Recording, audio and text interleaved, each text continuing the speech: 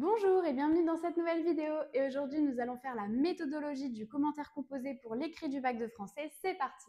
Tout d'abord, j'espère que je t'apprends rien. Il faut bien sûr commencer par un brouillon. Le brouillon va commencer par une lecture du texte. Plusieurs lectures du texte, c'est le strict minimum pour bien comprendre le texte.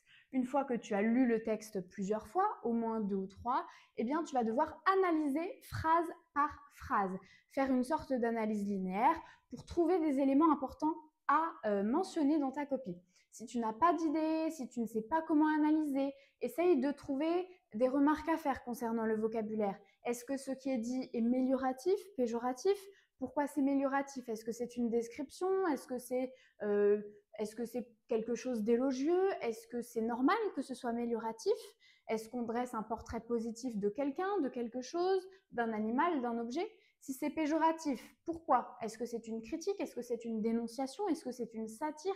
Est-ce que c'est normal que ce soit péjoratif ou on s'attendrait plutôt à quelque chose de mélioratif? Et si c'est neutre, pourquoi? Est-ce que c'est une observation scientifique? Est-ce que c'est normal que le point de vue de l'auteur passe un petit peu à la trappe? Est-ce que c'est surprenant? Est-ce qu'on s'attendrait à ce que l'auteur mette en valeur son point de vue ou au contraire pas du tout?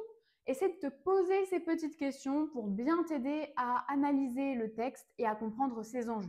À savoir que dans l'analyse, bien sûr, tu dois repérer les figures de style, les tonalités, la ponctuation, le vocabulaire, les temps verbaux. Il y a plein de choses que tu peux repérer et mentionner, mais il faut toujours relier tes remarques à des interprétations. Trouver une métaphore, c'est bien, mais ça ne suffit pas. Il faut donner l'intérêt de cette métaphore. Essaye de te dire que l'auteur, il a un plan. Quel est son objectif? Quel est son intérêt? Victor Hugo peut dire la même chose de 58 000 manières différentes. Il a choisi celle-ci, c'est pour une bonne raison. Quelle est la raison? Essaye de mettre en place ces petites astuces pour bien réussir à analyser tes textes. Maintenant que c'est fait, il va falloir construire le plan. Alors, le plan de commentaires composés, c'est toujours un plan qui est thématique, c'est-à-dire que tu ne suis pas le texte dans l'ordre, tu vas devoir délimiter des parties. Comment on fait pour construire ton plan en commentaires composés? Eh bien, moi, je te conseille de faire une liste au brouillon de plusieurs tirés, d'une petite dizaine de tirés ou plus, selon ton humeur, selon ton inspiration. Chaque tiré représentera un thème incontournable, un thème du texte. Et à partir de là, eh bien, essaye de distinguer tes 10, 11, 12 tirés en 2 ou 3 grandes familles qui seront tes 2 ou 3 grandes parties. Et chaque famille de tirés comportera un tiré qui sera une grande partie, ainsi que des tirés qui seront à construire en tant que sous-partie.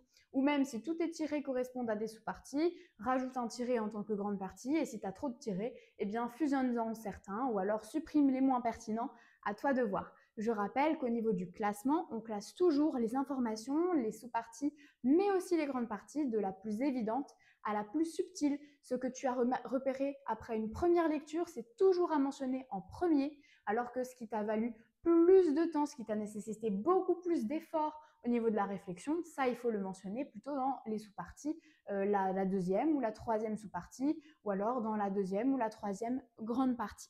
Et enfin, une fois que tu as fait ça, tu peux faire la problématique. Alors, bien sûr, les deux sont interchangeables. Tu peux commencer par la problématique. Tu n'es pas obligé de commencer par le plan. Maintenant, à titre personnel, je trouve que c'est plus facile de faire une problématique une fois qu'on a le plan. Mais c'est comme tu veux, c'est toi qui vois. Tu peux faire l'inverse. Il y a des élèves qui préfèrent faire l'inverse. Libre à toi. Il n'y a pas de problème. Il n'y a pas de meilleure option qu'une autre. La problématique, c'est la question évidemment à laquelle va répondre ton développement. Donc, cette problématique, pour la construire, tu peux tout à fait te servir des informations du plan. Sers-toi de tes titres de grande partie, sers-toi du vocabulaire employé, n'emploie pas exactement les mêmes mots, mais emploie des synonymes. Et en fait, le but de ta problématique, c'est de montrer comment on passe de ton grand 1 à ton grand 2, de ton grand 1 à ton grand 3, montrer comment s'effectue ta progression. C'est pour ça qu'on peut tout à fait adopter des formulations du type comment l'auteur montre-t-il que, ou comment les mots-clés du grand 1 aboutit à mots-clés du grand 2, mots-clés du grand 3. Bon, ce sont que deux petites propositions de deux structures différentes. Évidemment, il y en a 10 000 autres qui sont possibles et tout dépendra du texte en ce qui concernera leur pertinence. Maintenant que ton brouillon est terminé, que tu as ta problématique rédigée et ton plan, on va pouvoir rédiger l'introduction. L'introduction commence par une amorce. Alors, en théorie, évidemment, parce que l'amorce est facultative. Maintenant, elle est toujours très grandement appréciée, donc je te recommande de toujours essayer de faire une amorce. Une amorce, qu'est-ce que c'est? Une amorce, ça va être une petite généralité sur une autre œuvre qui a le même thème que le texte que tu dois étudier. Ça peut être aussi sur le contexte historique, littéraire, un mouvement littéraire, et ainsi de suite. Ça peut être beaucoup de choses. Je vais te donner une solution qui marche toujours pour construire une amorce si tu n'as aucune idée, aucune culture. Dans ce cas-là, regarde le thème abordé par le texte et essaye de dire s'il est traditionnel ou pas. Alors évidemment, c'est une solution qui vaut ce qu'elle vaut, ça t'aidera toujours à faire une amorce, ce sera toujours mieux que de ne rien faire du tout, mais bon, il y a toujours mieux évidemment. Encore une fois, je le rappelle, c'est un filet de secours. Alors qu'est-ce qu'on peut faire comme amorce de ce type? Admettons que j'ai un texte qui parle de la guerre, mon amorce va être « La guerre est une thématique traditionnelle de la littérature, nombreux sont les auteurs qui écrivent sur la guerre afin d'extérioriser le traumatisme vécu. C'est notamment dans cette perspective que s'inscrit Louis-Ferdinand Céline à travers son roman Voyage au bout de la nuit, etc. » Et là, on voit que mon amorce, elle est parfaite, elle est top et elle relie très très naturellement mon thème que je mentionne ici à mon sujet. Elle introduit mon sujet de manière pertinente. Maintenant, admettons que nous avons un thème absolument pas traditionnel en littérature, par exemple la drogue. La drogue est une thématique non traditionnelle de la littérature. Rares sont les auteurs qui le mentionnent. Pourtant, des dramaturges comme Bernard-Marie Coltès, dans sa pièce de théâtre Dans la solitude des champs de coton, en propose un traitement littéraire. Ainsi de suite. Je pense que tu as compris l'idée. Voilà deux solutions qui te permettent de construire une amorce à partir du thème du texte, donc sans avoir besoin d'une grande culture littéraire et historique. Tu peux te baser uniquement sur le thème du texte. Et si tu ne sais pas si le thème est traditionnel ou non, eh bien, sers-toi de ta logique. L'amour, la mort, la nature, le temps qui passe, et ainsi de suite. Ce sont des thèmes traditionnels. Par contre, l'intelligence artificielle, les robots, ça, c'est un petit peu plus original. C'est moins traditionnel. Une fois que tu as fait ton amorce, tu vas devoir présenter le texte, titre, nom de l'auteur, date de publication et tout renseignement complémentaire qui t'est apporté. Numéro du chapitre, par exemple, si on est dans un poème à analyser, titre du recueil plus titre du poème, et ainsi de suite. À toi de donner tous les détails que tu as à disposition. Ensuite, bref résumé. J'insiste sur bref. On n'attend pas 56 lignes parce que c'est pas ça qui va te rapporter des points. On attend quelques lignes, 3-4 lignes qui permettent de montrer à ton correcteur qu'effectivement tu as compris le texte, donc qu'on peut passer à la suite. La suite, qu'est-ce que c'est? Problématique. Ainsi, il s'agira de se demander problématique et annonce de plan. Évidemment, dans ton annonce de plan, on annonce les grandes parties et pas les sous-parties. Jamais. Tu as terminé de rédiger l'intro, c'est parfait, on va passer au développement. Le développement est plutôt chaque grande partie se compose ainsi. Alors on a tout d'abord une introduction partielle.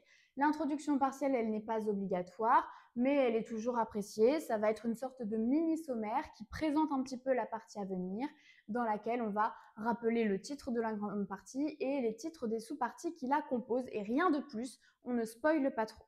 Ensuite, tu vas devoir rédiger 2 ou 3 sous-parties qui prennent toutes la forme suivante.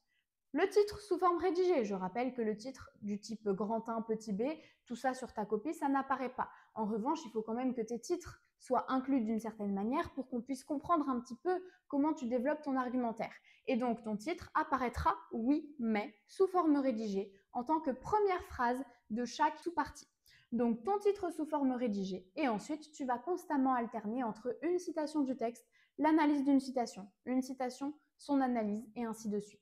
Les citations, il faut en mentionner minimum 3 par sous-partie. Attention, si tu en mentionnes trop, c'est pas forcément une bonne chose parce que ça peut vouloir dire que tu n'analyses pas vraiment tes citations, que tu fais juste une liste de citations sans forcément en proposer une interprétation et une analyse. Et donc là, tu vas me dire, ouais, mais comment je sais si j'analyse bien? Comment je fais pour bien analyser? Je vais te donner une astuce. Une bonne analyse de citation répond à la question pourquoi et à la question comment. La question pourquoi, c'est quelles sont les intentions de l'auteur? Quel est le but de cette phrase? Qu'est-ce que l'auteur cherche à prouver, à mettre en valeur, à faire penser à son lecteur? Et la question comment, c'est quels sont les procédés? Figure de style, tonalité, ponctuation, champ lexical, vocabulaire. Bref, la liste est super longue, il peut y avoir plein de procédés qui permettent à un auteur de parvenir à certaines intentions. C'est à toi d'identifier le procédé et c'est à toi d'en déduire l'intention. Si jamais tu réponds à pourquoi et à comment à chaque fois que tu analyses une citation, alors tu es sûr de ne jamais faire de la paraphrase et de toujours proposer quelque chose de pertinent, bien évidemment, hein, si ton analyse est correcte. Et enfin, ça, donc, c'est à faire à chaque fois que tu as une citation et à chaque fois que eh bien, tu finis une sous-partie, tu peux passer à la ligne, alinéa et commencer une nouvelle sous-partie jusqu'à ce que tu termines tes sous-parties de la grande partie que tu es en train de rédiger. Et dès que tu as terminé tes sous-parties de la grande partie, tu vas pouvoir faire une transition. Je l'ai mise entre parenthèses puisque c'est facultatif. Maintenant, c'est très grandement apprécié par les profs, donc je te recommande d'essayer d'en faire une dans tous les cas. Une transition, c'est un mini paragraphe de 2-3 lignes qui va justifier le passage d'une grande partie 1 à une grande partie 2 ou d'une grande partie 2 à une grande partie 3. En fait, cette transition, elle est là pour dire à ton jury, cher correcteur, je ne peux pas m'arrêter là. Il faut que je rajoute quelque chose. J'ai encore des choses à dire et je n'irai pas au bout de mon analyse tant que je n'aurai pas rajouté ces quelques éléments. Donc, j'ai besoin de faire une partie supplémentaire. Voilà pourquoi. En fait, ta transition, c'est comme un pont entre deux rives. Rive 1, le grand 1, rive 2, le grand 2. Ou le grand 2 et le grand 3, à toi de voir. Eh bien, ta transition va un peu résumer en une phrase le grand 1 et annoncer en une phrase le grand 2. Ou résumer en une phrase le grand 2 et annoncer en une phrase le grand 3. Tu as terminé de rédiger le développement, bravo, mais on ne va pas laisser ton devoir comme ça. Il faut le conclure. Donc, pour conclure, que faisons-nous ? Nous commençons par répondre à la problématique. Rien de plus facile, Jamie, qu'est-ce que tu fais pour ça? Tu prends ta problématique et tu la reformules sous forme non interrogative. Et donc, cette phrase déclarative sera ta réponse à la problématique et tu la situeras en tout début de conclusion.